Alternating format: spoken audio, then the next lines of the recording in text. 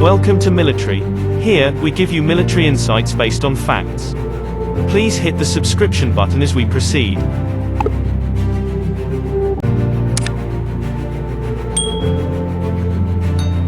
According to our Dallas County Medical Examiner, there are a total of 6 fatalities from November's Wings Over Dallas air show incident, Dallas County Judge Clay Jenkins tweeted Sunday. He said authorities are continuing to work to identify the victims. Emergency crews raced to the crash scene at the Dallas Executive Airport, about 10 miles, 16 kilometers, from the city's downtown. News footage from the scene showed crumpled wreckage of the planes in a grassy area inside the airport perimeter.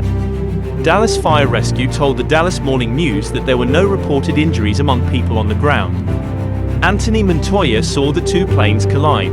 He said, "I just stood there. I was in complete shock and disbelief," said Montoya, 27, who attended the air show with a friend.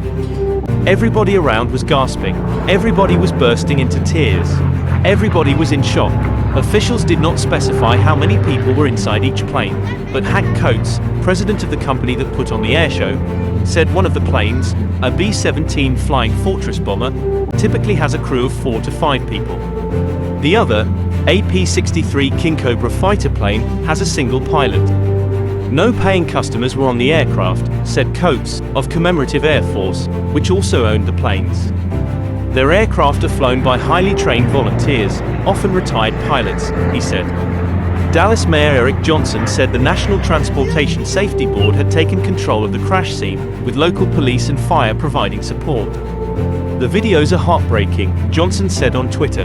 "The planes collided and crashed around 1:20 p.m., the Federal Aviation Administration said in a statement. The collision occurred during the Commemorative Air Force Wings Over Dallas show.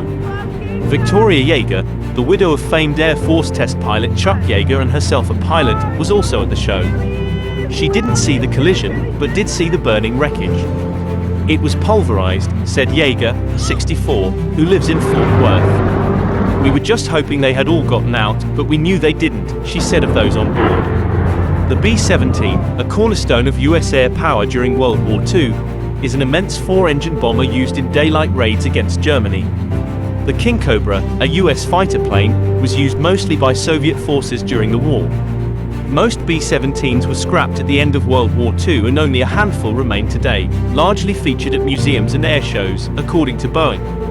Several videos posted on social media showed the fighter plane appearing to fly into the bomber, causing them to quickly crash to the ground and setting off a large ball of fire and smoke. "It was really horrific to see," said a 37-year-old Aubrey Ann Young, of Leander, Texas, who saw the crash. Her children were inside the hangar with their father when it occurred. "I'm still trying to make sense of it," she said. A woman next to Young can be heard crying and screaming hysterically on a video that Young uploaded to her Facebook page.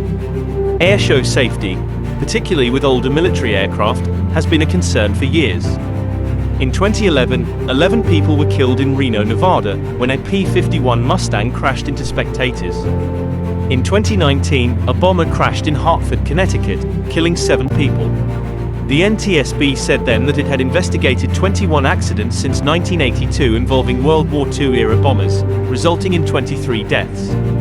Wings Over Dallas bills itself as America's premier World War II air show, according to a website advertising the event. The show was scheduled for November 11 to 13, Veterans Day weekend, and guests were to see more than 40 World War II-era aircraft. Its Saturday afternoon schedule of flying demonstrations included the bomber parade and fighter escorts that featured the B-17 and P-63.